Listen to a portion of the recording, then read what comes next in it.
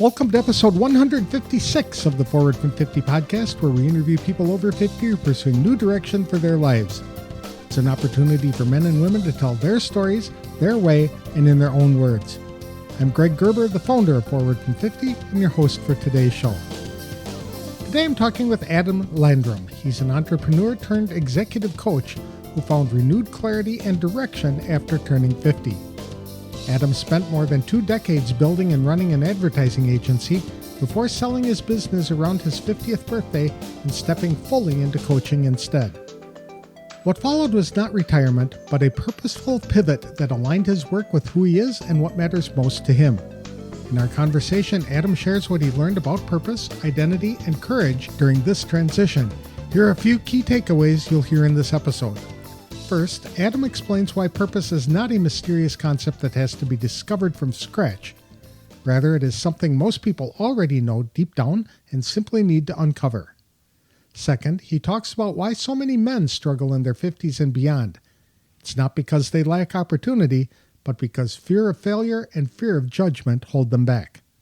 Third, Adam describes how meaning often can be found by reshaping what you are already doing rather than simply blowing up your career or life and starting over.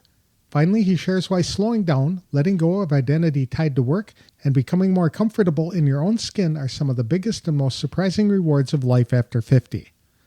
To tell us more about what gives his life meaning and purpose after turning 50, please welcome Adam Landrum to the show. Thanks for joining me today, Adam. I really appreciate the time. I understand that after you turned 50, you really stumbled into a new kind of career that involves coaching others. How did you get interested in that? Yeah, Greg, thanks for having me on the show, and thank you. Long story short is I started my firm 22 years ago.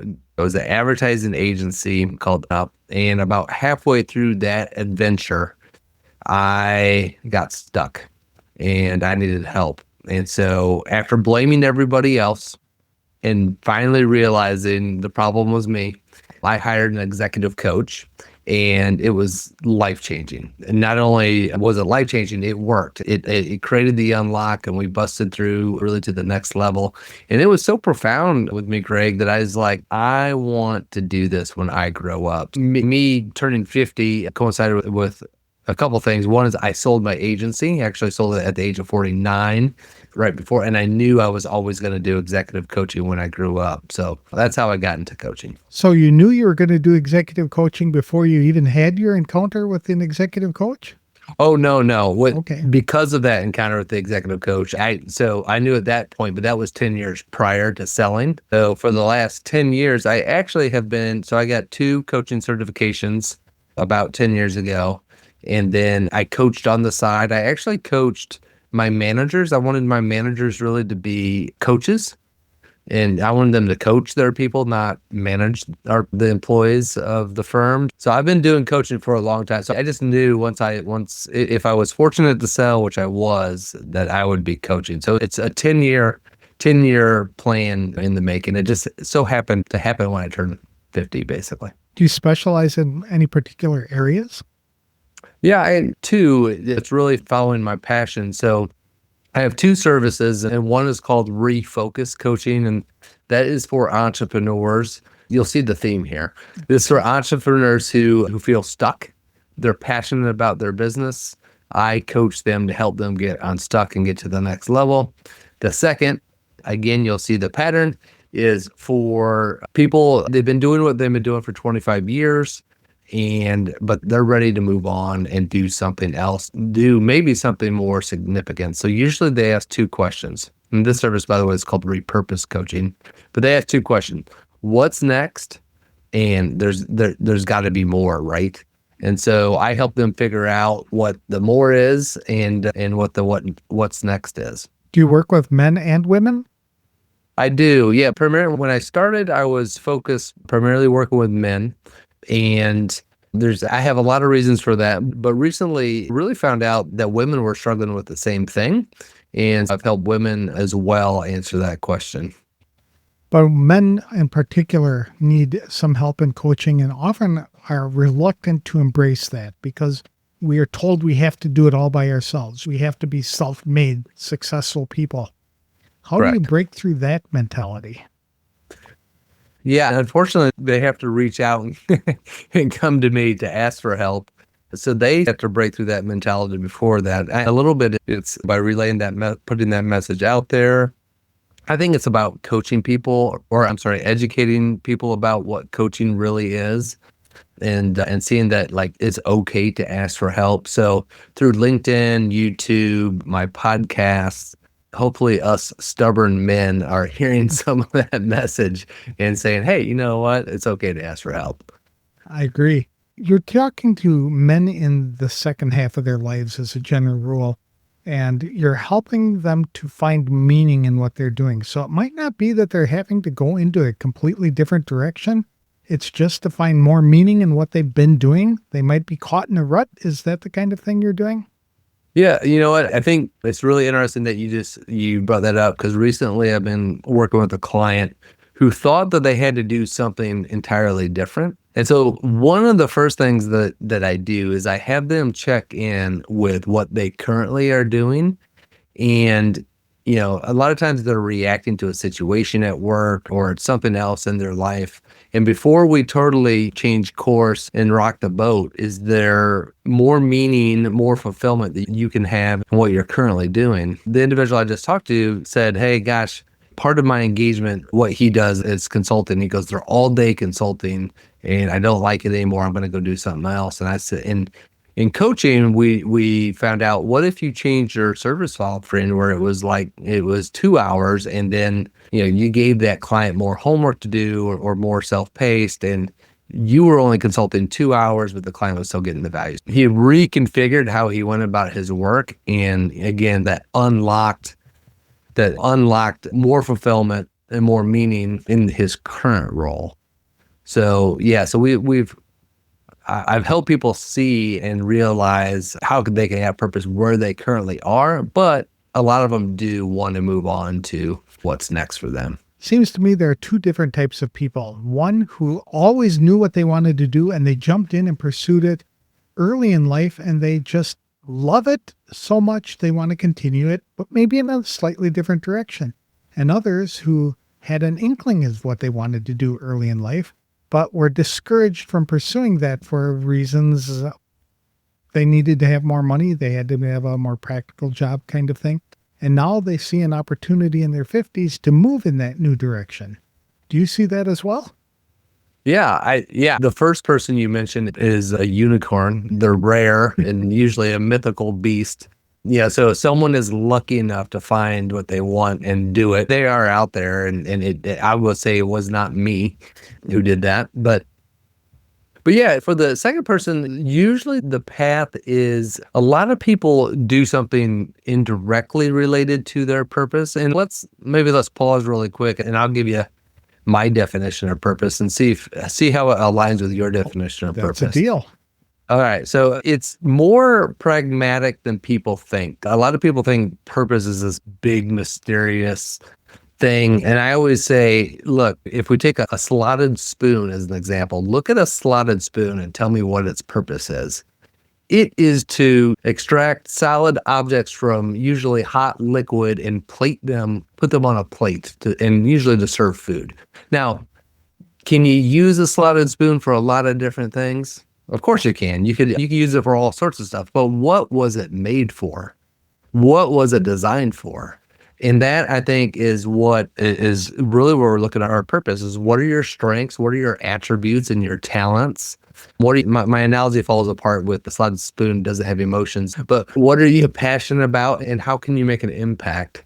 So it's pretty much the Ikigai Venn diagram that we're talking about here. If you're familiar with that, where those three things, the strengths, passions, and impact, come together. But I like to say is, once you know that, you can't not do your purpose. Like it's like a nuclear power plant. So anyway, what do you think about that definition of purpose? I think that's a great idea.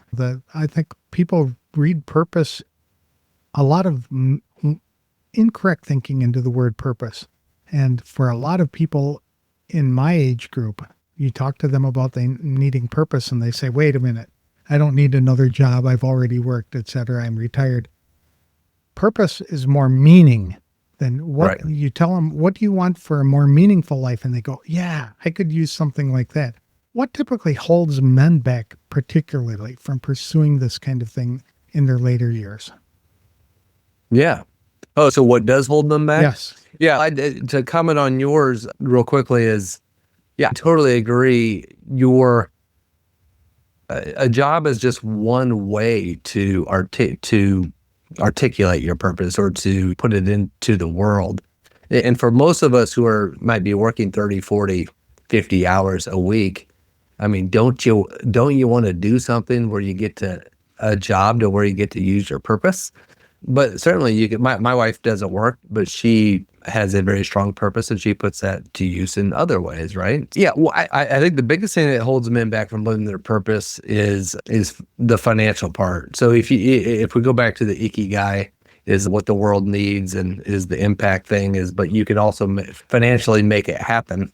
I think most people sacrifice purpose on that altar. I think there's a hidden altar, though, if you will, that I think really keeps people from doing their purpose. Because I've worked with several men who have said, hey, I'm work optional. In other words, they're saying, I don't need to work. I have enough money to do what I want. And it's really interesting that when you work with them, so they can do whatever they want, purpose-wise. But when they identify the purpose, here's what I've experienced, Greg, is that you can see when they first uncover it and like they can see it, their eyes light up. You can see their soul. And then within about 10 to 15 seconds, there's a dimming of the lights. And that is them realizing that they're going to have to put themselves out there and that they may fail. That's right. It's scary to consider that. Yeah. And they're going to have to tell the world that, hey, this is what I'm going to do. And what's the world going to think of me? Are they going to think I'm crazy and scared? And so they get scared, then they lack the courage to actually go do what it is they know they were made to do. And I've just seen that light dim so often. And I get it. It is scary to put yourself out there. But I think that's the main reason that keeps men from pursuing their purpose. Is it because a lot of guys think purpose has to be big and bold and extravagant, the big, hairy, audacious goals kind of thing? Or can they have something that just lights them up inside? Yeah, that's a great point. I do think that there's this high idea that Jim Collins with the BHAG and Steve Jobs with the dent in the universe and this prevailing idea is that we got to change the world. If you're not changing the world, then it's not worthy. Right. Exactly. And so I think where you're going with that, or to tag along with that idea, is I encourage people to say, it's not the world, it's your world. Right now, we think we're responsible for the world. We think we're responsible for maybe what's happening over in Ukraine, or we're responsible for some disaster that happens in South America. Or we should pay more attention to that. What I would say is that can be our concern. Right. But our responsibility is our world. And our world might be our family. Our world might be my job. It might be my community. You can make your world as big as you want. It might be your city, region, state, even our country, but decide where you want your purpose to play. Mm-hmm. Make it your world. It doesn't have to be your whole entire world. So yeah, I do think that's part of it too, is I think it has to dent the universe. And men also tie in what they do to their identity. It's how they define themselves. You meet two guys meet in the road, and they ask, what do you do? They're asking, what do you do for a living kind of thing? And for people over 50 and even 60, when they're looking at retirement and they lose that job identity, it kind of strips them naked and they don't know what to do. So they need to find something else because recreation all day long isn't getting it done. No, I've had some friends retire and they retire a little early or in the typical retirement age, and golf gets boring after about week 3 is what I hear. And I'm like, are you really surprised that golf wasn't going to be fulfilling? Yeah, there's part of, I don't know what it is, if there's shame in this identity with work or it shouldn't be that way. But in my experience, it is that way. So without maybe judging that, it's just It's just a reality. And I've shared on other podcasts and with people that, when I sold my business, I knew I am not my business. I know that intellectually. That is not my identity.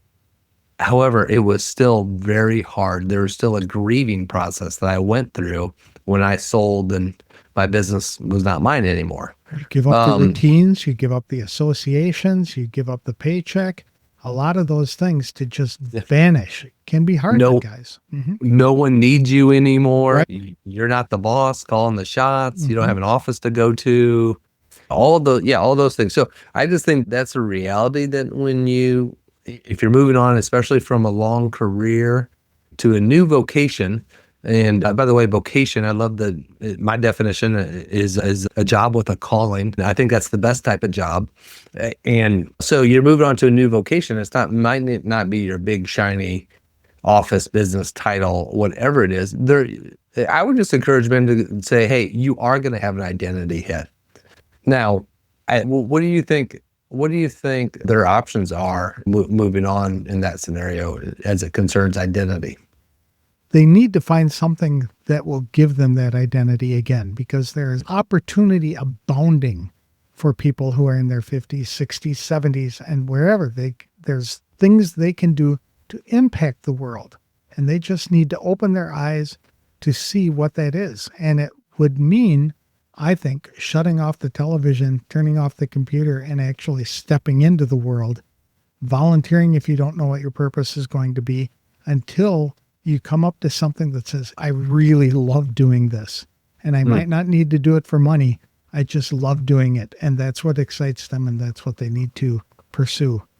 How much of your coaching is involved in retraining people, especially men, on mindset things like growing the man?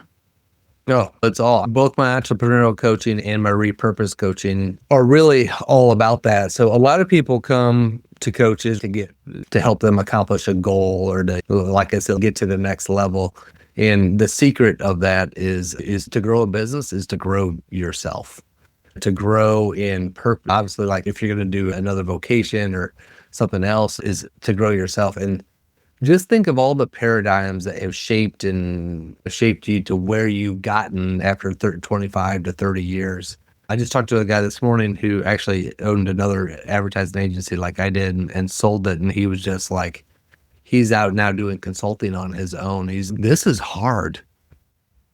This is totally different. And so a lot of mindset shifts have to happen. But I also think that there's more opportunity today to learn new skills and how to apply them than there ever have been. When we were teens and in our 20s, all we had was to go to school, go to college or a university to learn that kind of thing. Now you've got podcasts, you've got webinars, you've got YouTube. You can be YouTube certified on just about anything. What kind of certification did you have to get to be a good coach? Yeah, so I don't think you have to have certifications to be a good coach. I know a coach, his name's Jim Detmer. He's with the Conscious Leadership Group. He doesn't have a certification. He's probably one of the best coaches I've ever met, and charges fees that most people wouldn't be able to swing. So I don't think you have to get certifications, but I did get certified with an organization called IPEC. And I actually got certified with Jim's organization called the Conscious Leadership Group out of Chicago. You're right that there is a lot of learning, and can you imagine? You have so much knowledge, especially with AI now, in your pocket. You can pull it up whenever you want, and yet people still are not taken advantage of. But those who are podcast junkies, book junkies, here's what I would challenge those people with is you're taking in a lot of knowledge. We know the definition of wisdom is that you have practiced that knowledge, you have made mistakes, you've tried it out, and the coaching is that modality that tests all that. And so I've seen lots of people have lots of knowledge, but they're poor in wisdom. Yes. And coaching is, to me, can activate a wealth of knowledge if you haven't put it into practice. That's a very good point. You had retired earlier than most, or left your job. You didn't retire, left your job earlier than most people. did you have to rebuild your income model or your idea of how you were going to make money? And what did that So involve? great. I appreciate. Can you talk to all my friends, please? 'Cause all my friends are saying, "What are you doing now that you're retired?" I'm like, I didn't retire.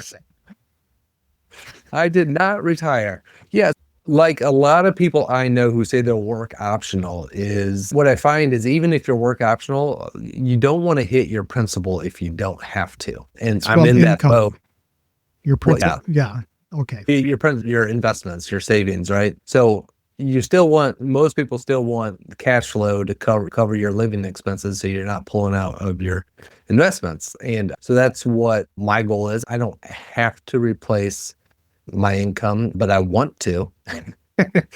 But I also want to do it and I have a little bit of freedom to do it in a way where I want to build it very qualitatively. I don't want to take on a bunch of clients just for the sake of meeting a paycheck. So I do have that luxury, and not all of my clients certainly have that luxury. Some are like, no, I need to make X amount of money and have a little bit more sense of urgency. But it takes to your question, I think I encourage people give yourself like 3 years. Like when you're starting over, you need some runway and you might want to have some savings. I've had friends and clients do it faster. I've had some do it and take longer, but I think that's a pretty fair estimate of what it takes to build that income back up. That's really good advice. Thank you. How did all of this decision to enter coaching and to work with entrepreneurs and especially men, how did that impact your life? Yeah, it's a little TBD maybe is what I'm thinking. Yeah, I knew that's what I wanted to do. So what was good, if there are any business owners listening, and is I highly would recommend get a coach. Get a coach if you're selling or planning to sell, because you do want to figure out what's next. So a lot of people sell and then they flail and thrash around for a while trying to figure out what's next. So I was fortunate that I knew what I wanted to do when I grew up. And so I think that impacted my life because I avoided the gnashing of teeth. And so that's been helpful. The other thing is it's just I feel very comfortable that I am doing my purpose. Like I feel confident in that, fulfilling. It's very fulfilling to have the impact that I'm having on my clients. And so some of that it's hard to quantify other than just contentment and peace. When I owned my agency, I had $1 million plus payroll and big expensive rent and taxes and unhappy clients and frustrated employees and all the stuff that's all gone. And I get to impact entrepreneur and people looking for their second career, their second half. Like that's very fulfilling. How did your friends and family react to your decision that you were going to go into self-employment and become a coach? I was an entrepreneur before, and just as an entrepreneur and business owner, just like a coach, they still think I'm unemployed and retired. So I have 4 brothers, and one of my brothers would call me in the middle of the day when I owned my agency, and he'd go, "Hey, I have a question for you, a spreadsheet question for you." And I'm like, "Why don't you call our other brothers?" He goes, "They all have jobs." And I'm like, "So do I do too." So I don't know. For those who know me, don't think I've ever worked in my life. Great. How many kids do you have? 4. 4. Yeah. Okay. We have 4 kids, 23 to 17, and they're more or less through their teenage years, and we're praising God for that. Is it a mix of boys and girls or all of one? Yeah, boy, girl. Okay. It's all 2 years apart, and we were very fortunate with how that all worked out. My wife preferred not to have the same gender right next to each other, but they'd be separated, and we were lucky and we got what we wanted. That's awesome. Has your stress level gone down after going from one job to the coaching? Yeah, certainly. Yeah, I mentioned all the responsibilities and obligations. And one thing we haven't talked about is the idea of midlife crisis. Yes. And I had a quarter life crisis at 25. I would say I had some form of a midlife crisis in my mid, maybe late 40s. But for me, what that looked like was I had 4 kids who were 4 teenagers doing teenager stuff. We had COVID, and it was compounded by all the responsibilities at work, and I own a building and real estate, and during COVID that was stressful, and all those obligations and stuff. And then also if you follow some of the James Holland's, some of the work of, do you know James? Are you familiar? Am I saying the name right? I think I'm saying the name right. We can double check it. But he's not Freud. Oh boy, a young psychotherapist, and he's written a lot of books on midlife. And one of the things that he says is that this is when the soul wakes up in midlife, in your 40s, and it starts demanding, basically, hey, the ego's been in control. The ego's the one that wants to achieve and survive and do your fancy career and your title, and you've had enough time, and now your soul is saying, let's do what we were made for. Let's do what matters. Let's make a difference. Let's make an impact. And that's basically the riptide of a lot of what's causing midlife. Oh, on top of your parents are aging and elderly, and you're doing elder care, and your kids are a mess. And so midlife is like 8th grade. Exactly. I would say that you're about to go back into another midlife crisis if you have a 17-year-old. The empty nest is real, and it impacts guys just as much as it does moms. Yeah. We will. Yes, you may be right. It may be I'm sure you are, but it may be like when I sold my business thinking, I know it's not my identity. I know it's going to be hard, but I'm sure it will be. Our daughter she's very independent, and I feel like we're already like 3/4 empty nesting. She's doing her own life as it is. But yeah, so empty nesting is another thing that can throw people in the midlife crisis. Yeah. Have you faced any challenges in this new pursuit? Absolutely none. Everything's going perfectly well, swimmingly. Yeah. One thing is, one challenge for me was I was successful with the agencies because we niched. We niched down we did brand and marketing for universities. Okay. And so I came out of the gates niching down, and I niched down too fast. So it took me 15 years to discover my niche in my agency, and I niched right out of the gate with my coaching. And what I've learned from that is, you know what, you don't determine what you're going to niche in. Niches find you. And my most natural niche that was going to find me was entrepreneurs or agency owners. That's the world that I have been in. I've only been 50 for a year. Okay. So that's what's going to follow me. But what I am very passionate about entrepreneurs, but I'm also passionate about men and women in their midlife making this transition to a more purposeful second half. So I had to acquiesce there. I had to pivot, as a good entrepreneur would say. So that's been one challenge. It never happens as fast as you want it to. It seems there needs to be a principle. Maybe I'll call it the Landrum principle. I'm sure someone else has come up with it. But here's what I found, Greg, is that when people start a business, so for these folks who are starting maybe the second career, purpose-driven second career, it seems that they get a lot of success really quickly. And it gives a sense of confidence, maybe overconfidence of, oh, this is easy. Oh, this is gonna be easy. And then all of a sudden it plateaus for a while, even goes down. And then all of a sudden you're like, oh my gosh, this is hard. Can I make it? And whether that's the universe or God doing his thing or whatever, I've experienced that a little bit. I shot out of a cannon and then slowed, and then now it's picking up again. So those are some of my challenges from a second career standpoint. That makes sense. I understand that you took up journaling, though, to get you through that. How did journaling help you process all the changes? Yeah, I don't know about you, but for me, when I write, I think. Mm-hmm. And it's great for the ideas just to come. I just let it flow out of the pen. So it's almost like stream of consciousness, but I trust whatever's coming out of the pen. And sometimes I look at it and I say, did I just say that? Did I just write that? Like, where did that come from? Yeah.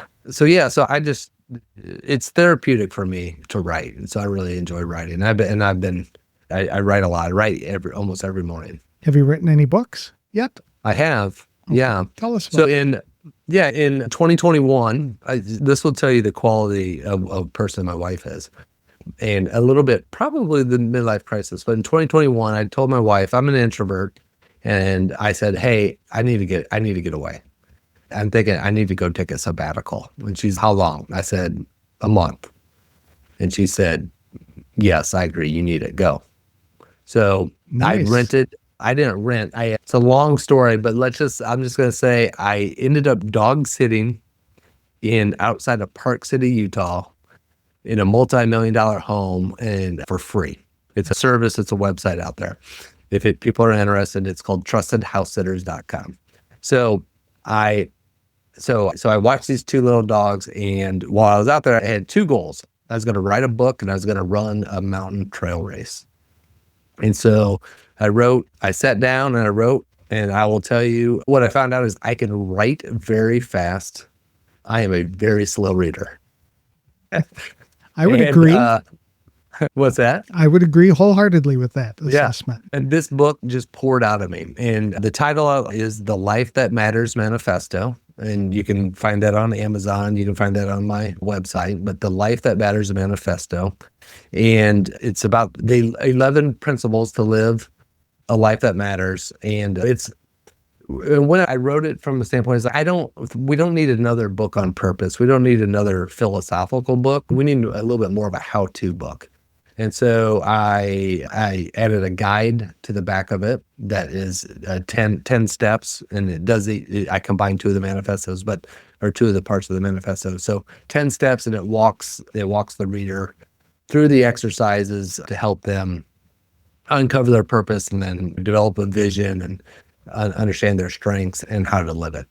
Okay, very good. That's the only book you've written? That's the only one. Okay. I'm starting on book number 2 right now. It's a work in process. I haven't totally landed on what that's going to be. I've written 4 different intros. That's how writing works. People don't have any idea how hard it is to write a book, because the one you start out to write is never the one that you wind up with. They say that you write the book that you will enjoy reading because you're going to read it over and over and over again through the writing process. That's right. Yeah. And I should have added, it took me 2.5 weeks to write the book, about 40,000 words, and it took me 3 years to edit it. Yes, that sounds very similar to the experiences that I have had. What kind of rewards have you been able to enjoy after turning 50? Rewards, less running. Mm-hmm. That's actually not a reward. I loved running, but I've had to Greg, my internal age of my mind is 18, and that's true both in maturity and what I think of my athletic ability.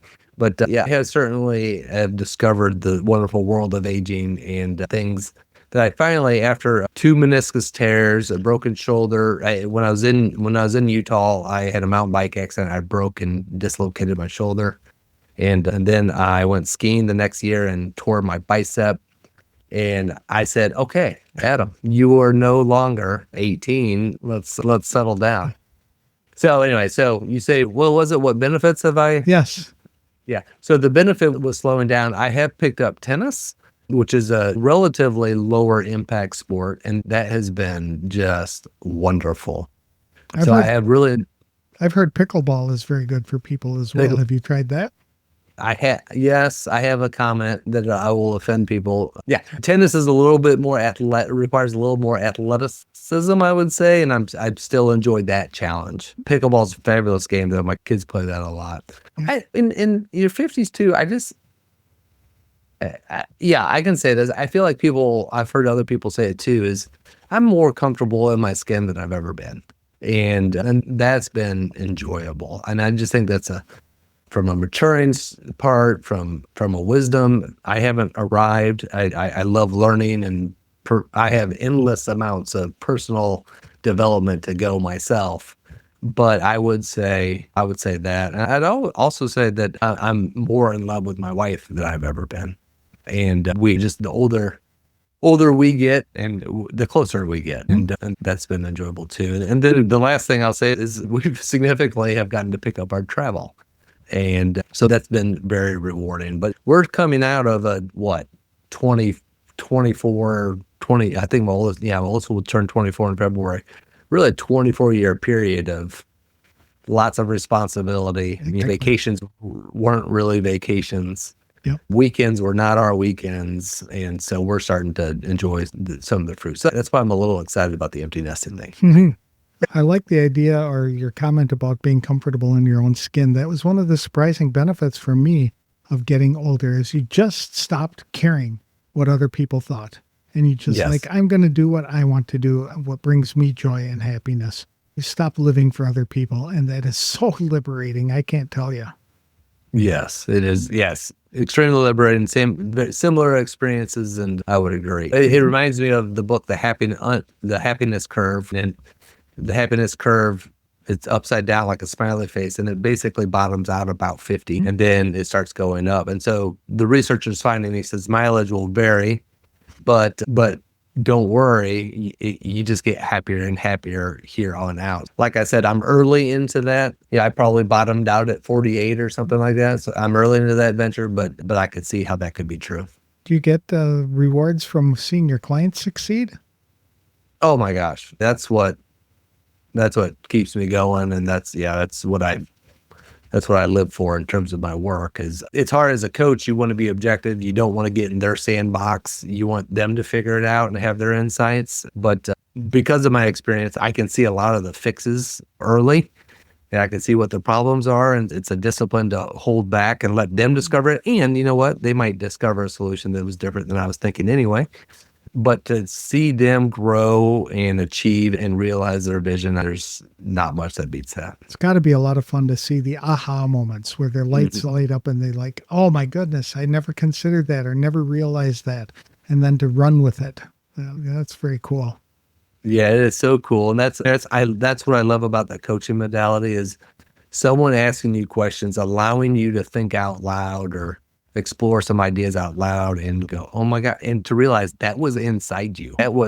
You have all the answers inside you. They just need to be unlocked. So it's fun to be part of that. That's why people need a coach, right? Yeah. Yes, absolutely. I'm biased, but yeah. If you could roll the clock back, is there anything you do differently with your life?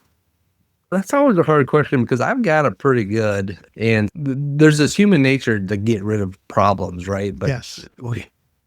We all know that we're going to have problems for the rest of our life. So if I were to do anything differently, I don't know where I would have wound up, but the first thing I would have done is I wouldn't have been an accounting major and I wouldn't have gone into auditing.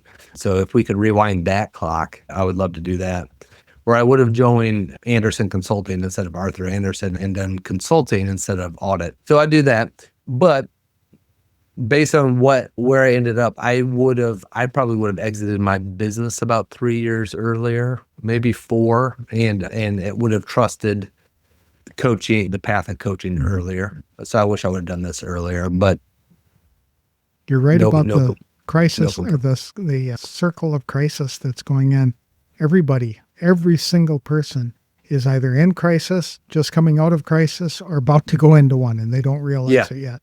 Yeah, I joke that there's a point where I think it's 3 days that like nothing was wrong. Everything was great.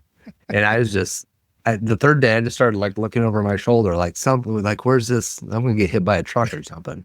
Yeah. Exactly. So I would agree. There's always something going on, but I have learned, and this is what I hope I help my clients learn, is we can react differently to problems. So what used to just knock me way off course now bounces off my shoulder, right?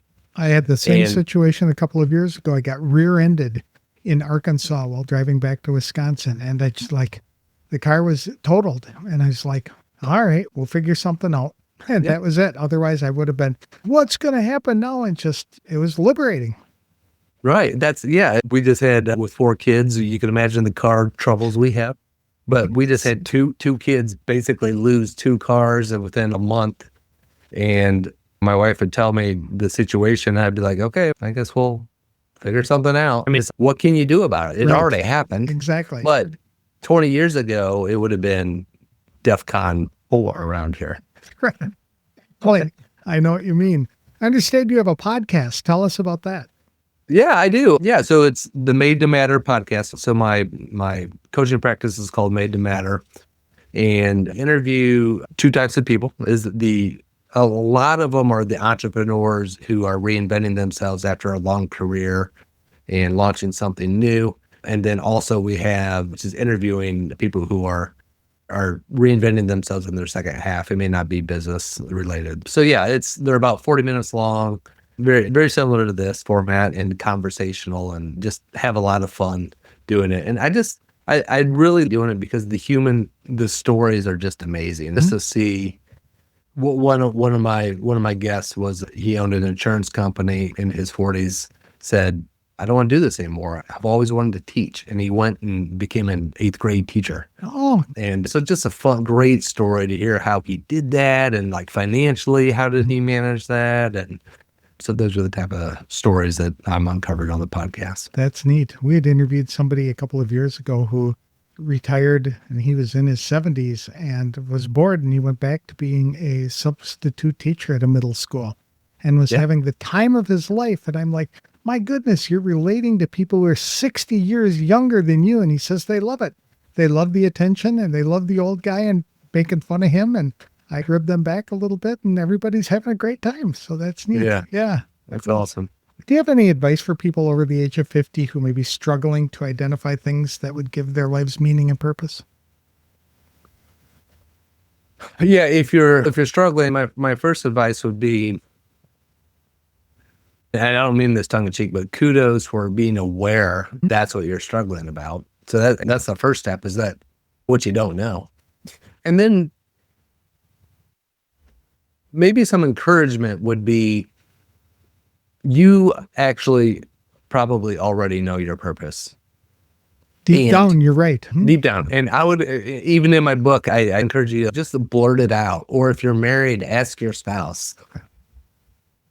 They'll tell you what your purpose is, and that the essence of it. And I think what people get hung up on is the wordsmithing of it. So I can tell you my purpose, and it won't shock anybody, and it shouldn't shock anybody in my life, but my purpose is to challenge people to courageously live their purpose. Right now, I worked years to have the sentence say that, but I could say my purpose is purpose. Yeah. How I do it could be 1,000 different ways. I call that mission.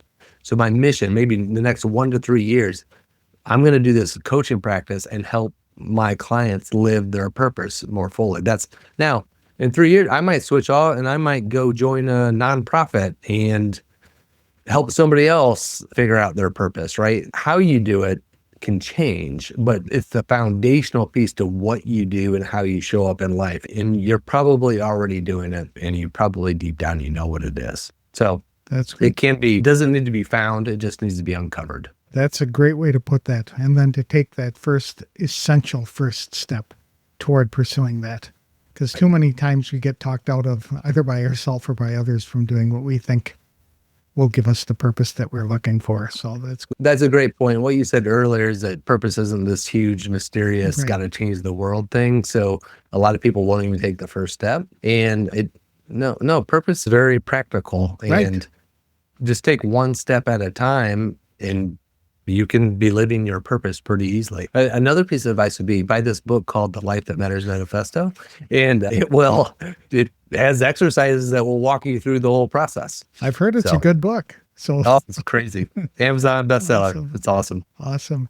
How can people connect with you if they'd like to hire you as a coach or to follow your adventure? Yeah, two pretty easy ways. On LinkedIn, I'm very active on LinkedIn. So Adam Landrum on LinkedIn, and then also madetomatter.coach. So madetomatter.coach is my website. Okay. And LinkedIn's the only social media platform you're on? Pretty much. Yeah. Okay. Super. Thanks for sharing your story with me today, madam. I really appreciate it. I know a lot of people are going to find it inspirational because they may feel stuck, and to hear that it's possible to get unstuck and that there are people like you available to help them will matter a lot. So thank you again for sharing your heart. You bet, Greg. Thank you very much for having me. Adam Landrum founded Made to Matter, and as an executive coach, he works primarily with entrepreneurs and individuals navigating the second half of life. What stood out to me in this conversation is Adam's belief that purpose does not require changing the world. Instead, it starts with changing your world, whether it's your work, your family, your community, or simply how you show up every day. After turning 50, Adam found meaning in helping others to get unstuck, clarify what matters most, and courageously pursue lives that feel aligned and fulfilling. He believes the answers people are searching for are already inside them. Having the right coach and asking the right questions can unlock those answers. If you'd like to learn more about Adam's work, visit his website at madetomattercoach.com, where you can also learn about his coaching services, his podcast titled Made to Matter, and his book titled The Life That Matters Manifesto. He's also available on LinkedIn. That's all for this week's show. If you'd like to start living a more meaningful life, I encourage you to download our free guide to finding purpose, which is available at www.forwardfrom50.com. Then I'm happy to have a free brainstorming session with you to explore ideas about what you can do to give your life more meaning and purpose. You can schedule the complimentary session at the Start Here page at forwardfrom50.com. Now is a great time to start planning for 2026 to be your best year ever by living with purpose, meaning, and intention in the second half of your life.